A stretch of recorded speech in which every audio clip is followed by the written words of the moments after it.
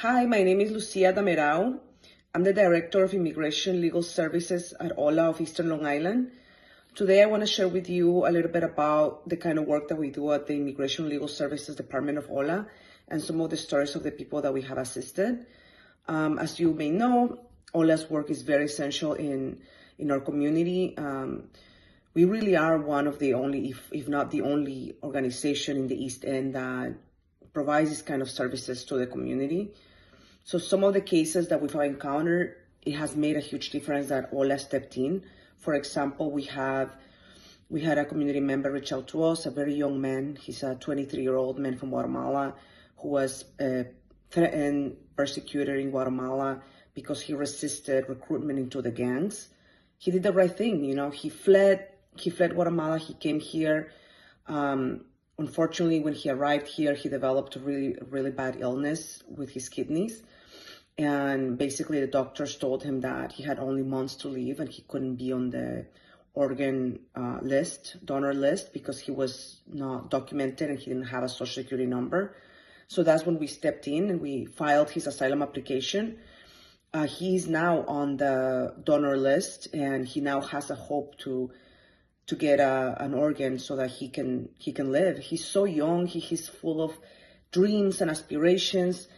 He's just so grateful for the support that OLA has given him. So this is an example of how our work can really save lives. Another example, we had a mother of two that came from Ecuador with her husband and special needs daughter. She was a social activist in Ecuador, indigenous woman, worked really hard her whole life, always did the right thing. She was persecuted, her father was killed.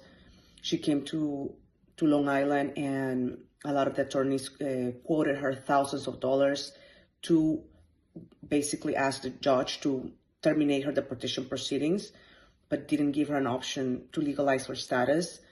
That's when we stepped in and we tapped into our resources. We reached out to our networks. We made sure she had a psychological evaluation to show the judge that she really suffered a lot of trauma from these attacks. We prepped her for trial. We translated all the evidence. We went to trial with her. And thankfully, her asylum was granted. And I would never forget what she said to me after we stepped out of the court. She gave me a huge hug and she said, "Thank you guys, I owe you my life." We both held back the tears, and that's the moments like that are when it really hits me that the work that we do is life-changing, is life-saving, and we have to continue providing these services to our community members, especially now when our community members are under attack, our community is under attack. Judges are under a lot of pressure right now. The law is changing every week, every day. New regulations making it harder for people to apply and get legal status are coming out, so that the work and resources that we were putting into one case before now has tripled. So now the amount of resources and time it was taking us to do one case now is equivalent to 3 cases.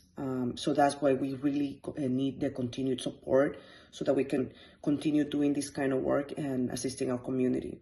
Lastly, I just want to thank everyone for your support, and I encourage you to learn more about our project. Reach out to us if you have any questions, and until next time, thank you.